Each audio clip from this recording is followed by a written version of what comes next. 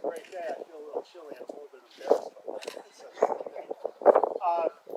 Appreciate everybody coming out this morning on taking your time on a great Saturday. Certainly appreciate Village Historical Society, Supervisor Romaine, Steve Engelbright, and all the things you guys do for the local community and history and the historians that we have here today. And Tri-Spy Tours for putting this on and getting the plaque in place. I'd like to say a few words. I'm Ray Strong, Jack Strong here, and Town Supervisor Romaine will say a few things and we'll unveil. It won't take too much of your time. You know, as we are here, George Washington said, guard against the imposters of pretend patriotism. Guard against the imposters of pretend patriotism. Kind of a little ironic as we sit here talking about spies and stuff. But when we think about patriotism, we're here thinking about Selah Strong, Anna Smith Strong, and you know, when you think about what they did, the personal sacrifice, the amount of risks that they took for their country, true patriots. And you know, I was reflecting on this last night, and in a world of eyes and me's and Instagram and Facebook, what does it mean to be a patriot? And I'm not even really sure these days, but it was something to kind of noodle on, and shows you why history is so important. George Washington's motto was deeds, not words. And when you think about Selah Strong, at a young age, spent 12 years as a trustee for the town of Brookhaven. Then went and was in prison for 2 years in New York City and Connecticut, and then came to be the equivalent of the town supervisor for I think 17 years or so.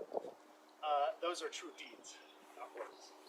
And appreciating that, appreciating the deeds that our legislators and politicians do, and our historians, and the Three Village Historical Society and Tri-Spy Tours. So thank you. It's really an honor that everyone's here and can pay respect to something that's pretty important and pretty cool on this unveiling and the respect for Selah Strong. So Jack, I'll turn it over to you for a few words. Well, thank you all for coming. It's always been a bit of a shame that not too many people paid attention to Selah because they were so interested in Anna and her story. But actually, he did an awful lot. And sometimes people have said, well, you have this family history of all of this. Well, my cousin Kate, who was, some of you may have known, was big on writing tales. She called them true tales of Long Island. And I sat down and talked to her quite a few times. And when we talked, she mostly talked about Selah, not him. And somebody asked me once, it was family history that we had. And Kate said, no, we knew nothing about the exploits of him until 1930 when Pennypacker wrote his novel. So it wasn't passed down that way. But as I say, she always talked about Selah. Enough so that while I was going through school, a couple of times I had to write papers on somebody, and so I picked Selah. Got good grades on both, so whatever she told me, it must have been good. And so it's very good that he's being, as Ray alluded to, after the war, he was very involved with politics. There were two little stories that Kate told me that was interesting. During the war, Selah and Abraham Little were walking along the shore. And you walk around the neck, especially on the east side, you're always above the water by quite a bit. Even here, it's a drop. And as they were walking along, they saw two redcoats walking down on the beach. And Woodall wanted to go and shoot him. He was very impetuous. And Selah talked him out of it. He said, you're nuts, because if you shoot them and kill them, we'll have about 1,000 redcoats looking around trying to find us. There'd have been no Culper spy ring probably because they'd all been shot.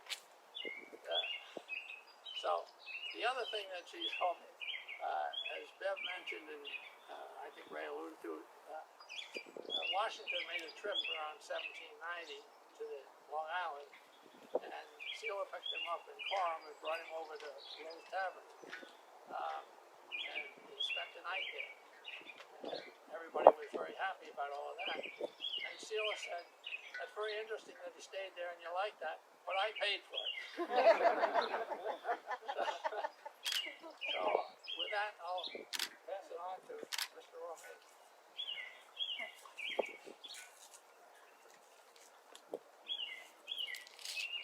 Thank you very much.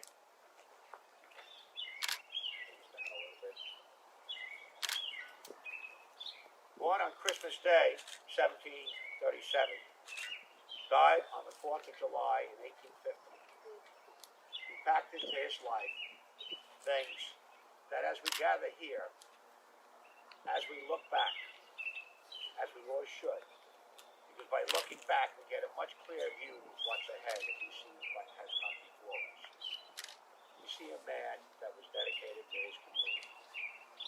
Someone that at the tender age of 26 was elected town trustee and would wind up spending 35 years as a town trustee, most of that from certainly 1780 on, as president of the trustees, which is the equivalent of supervisor.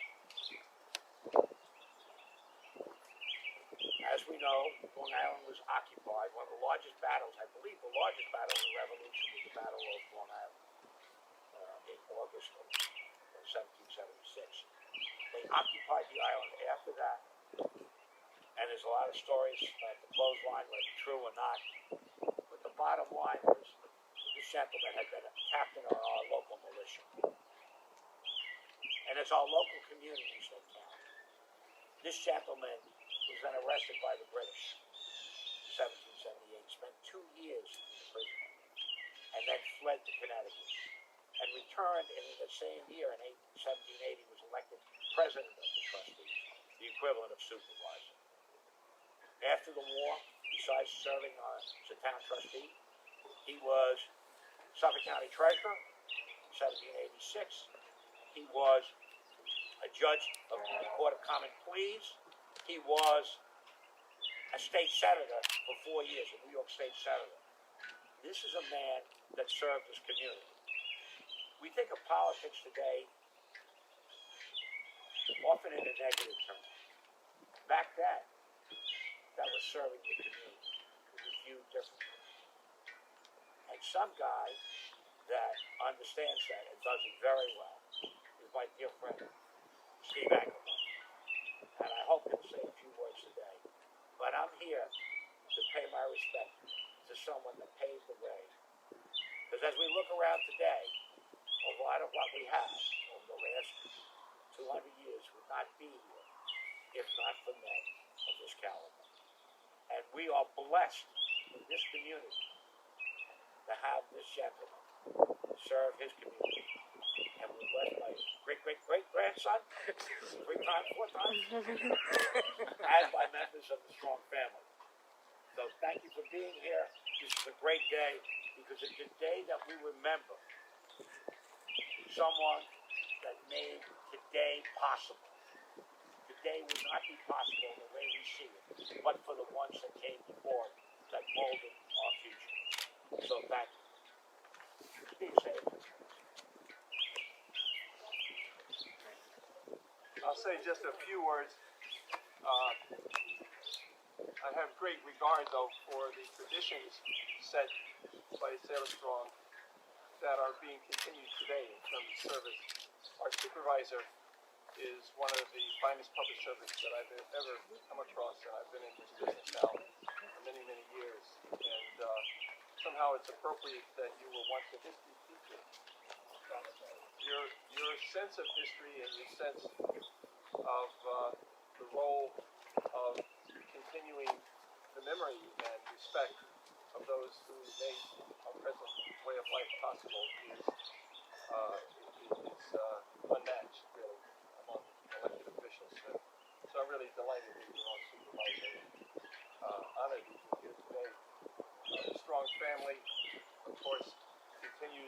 tradition bearers also. And the Tri-Spy Tours and the Free Village Historical Society are also important parts of passing to the next generation a sense of place and a sense of continuum. I'm just honored to be here to bear witness to this wonderful occasion. And this is altogether a respectful moment that should be remembered as Selah Strong should be remembered. Thank you for inviting me. Jack, you want to do the honors?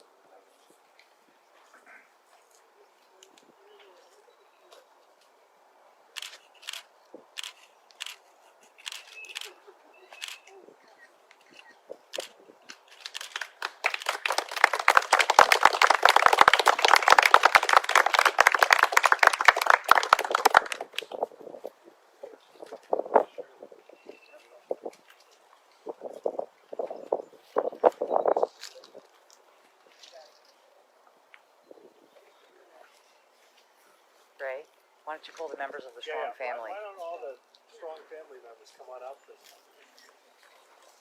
Yeah, proud.